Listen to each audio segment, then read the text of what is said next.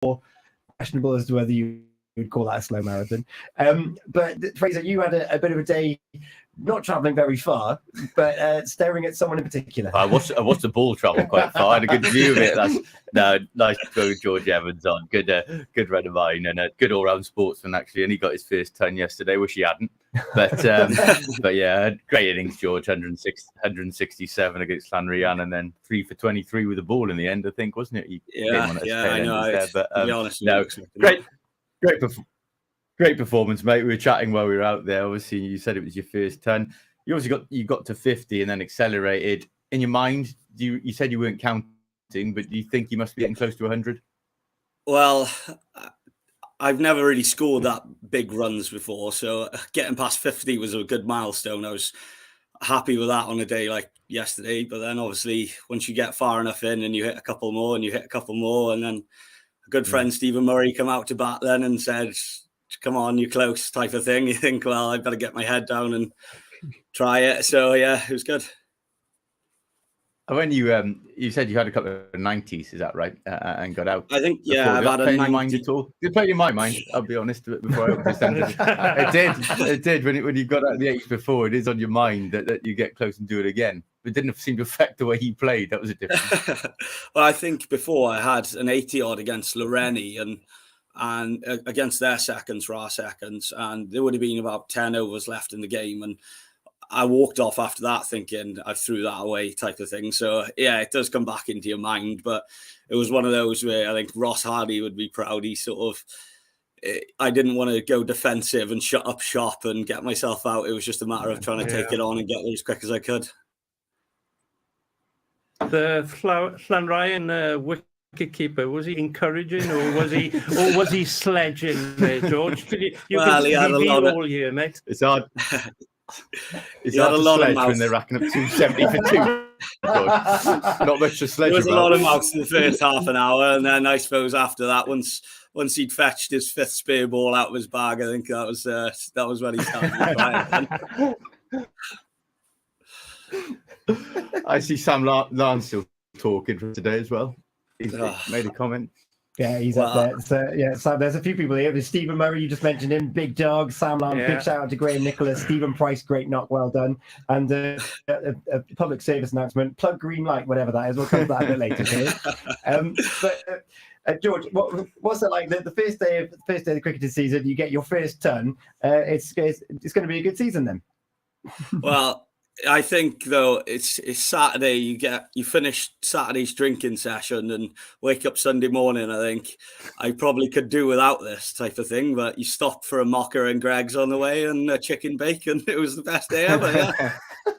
Yeah. So tell us, George, how many sixes, how many fours? Reel it off. I think there was 10 fours and 9 sixes. No, I thought you could count in. We knew you were counting.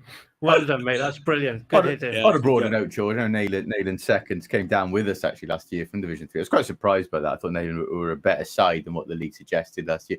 This year, maybe with the club strengthening with a couple of signings, a couple of returning players, looks a very good second team outfit now. You have to be confident rebuilding well with that. And quite a young side as well. You know, a side that can field, which is rare for down there, believe me.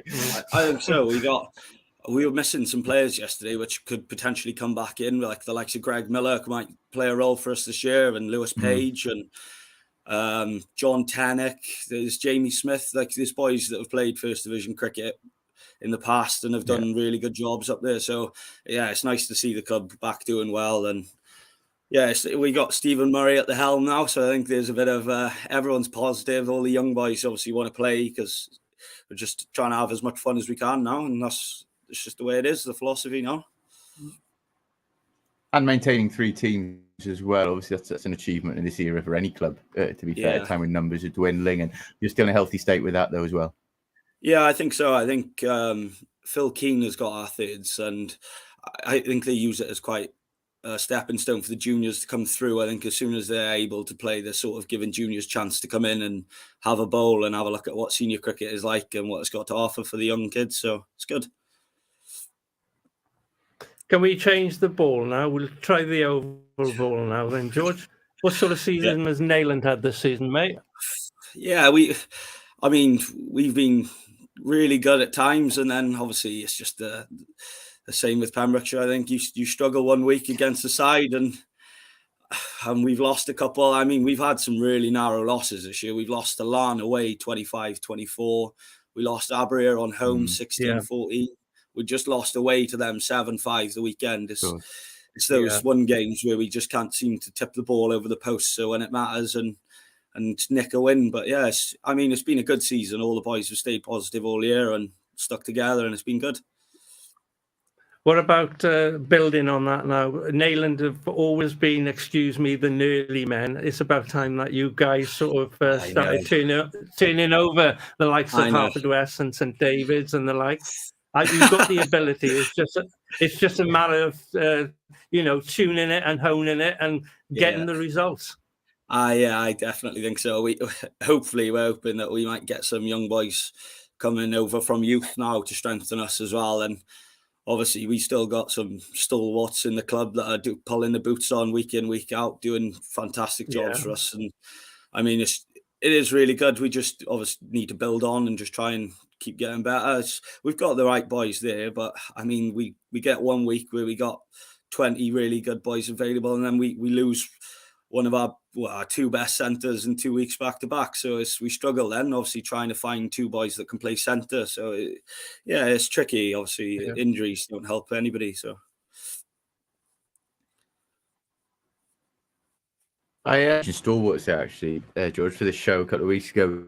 We spoke to after the game down in St David's actually to Chris Busby and Russell James is still going there by 250 and they were adamant. Actually, they spoke very well, but they're adamant now that with all the rejig, revamping going on the W and needing to look up with all the walls, a Pembrokeshire-based league was needed. I know it's been called for perhaps forlornly a lot in the past, but perhaps a real chance to restructure that could happen.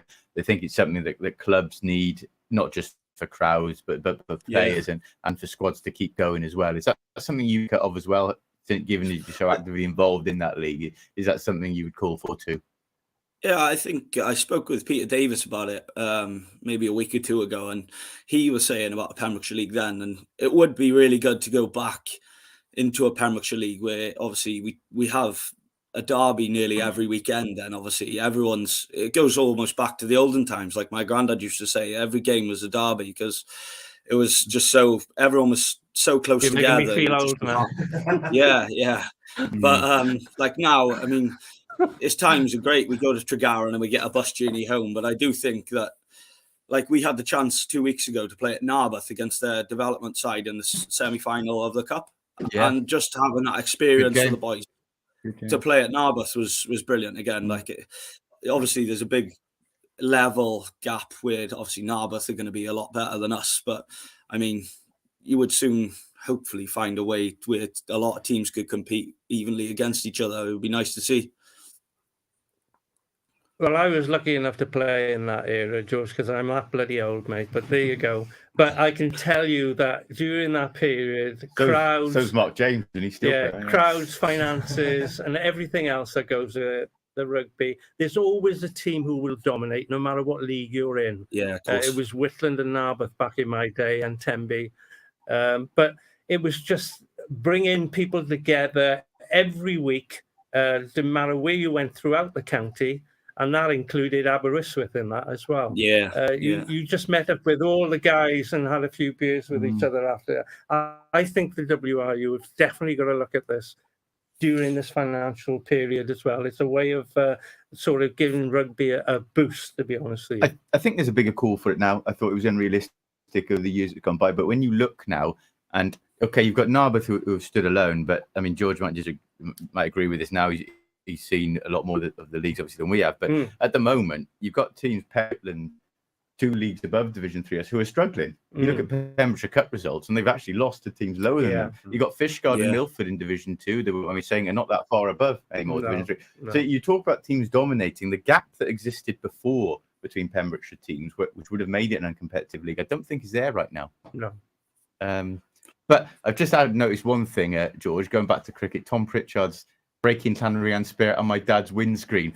Don't let him bill you for that. Anyone stupid enough to park on our boundary, windscreen facing, is asking for it. You know. Yeah, I know. I felt bad. There were a few nervous people, mate. I think even the farmer moved his cows from the field. I think he was getting that stress. There were a few nervous people looking that way when you started hiking it towards the clubhouse. I tell you that.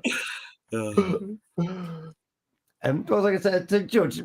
Is there a pressure being Neyland seconds? Like, you look at what Neyland cricket has in their first, and their kind of the dominance that they've had in the indoor and the outdoor game. What's it like turning up for the seconds team? And I've got a follow up about like the culture of sport in Neyland as well. But what is that like having such a dominant first above you? It is brilliant. I mean, our seconds now, well, it has been for a long time. We've always had a good laugh between each other, and I think that's important with the seconds, because the first is it is high pressure in Division 1. I mean, any time there's a catch in the air, and if it goes down, it could cost you the match. It's like that in any game, but it's nice with the seconds. Like, we got all a good group of friends there now, and all the boys. But I did Division 1 last year, in the last couple of years, and the difference now coming back down to Division 4 is I love it. It's brilliant. Yeah, I couldn't agree more. There's no rollicking to drop catches there, as we've done a few yesterday. Yeah, you just get a big cheer, didn't you? Yeah. And then you're just talking about the rugby there, and you go for it. I just love how village Sunday was. There was one point on Sunday where we were out fielding, and the dog had run onto the field, and the umpire picked the dog up, and we continued to bowl and bat, and it was the funniest thing ever.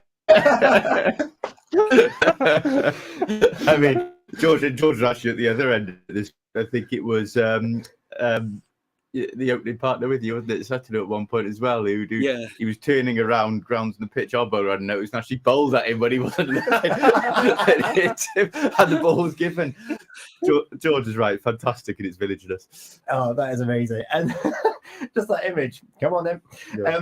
And then being part of Neyland, I've been involved in Pembrokeshire sport now for a couple of years through this radio show. One thing that's always struck at me is that community feel around all of the sports that Neyland take part in. Is that an important part of it? It's not just you as individual players, but the whole family and community get involved. Do you think that plays a big part in the success and the fun that you all have?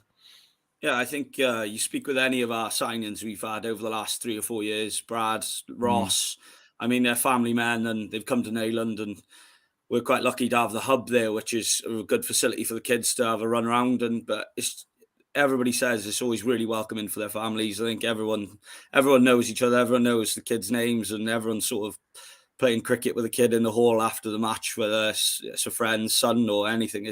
Everyone looks after each other, and I think it's brilliant. Fantastic. And who have you got next week?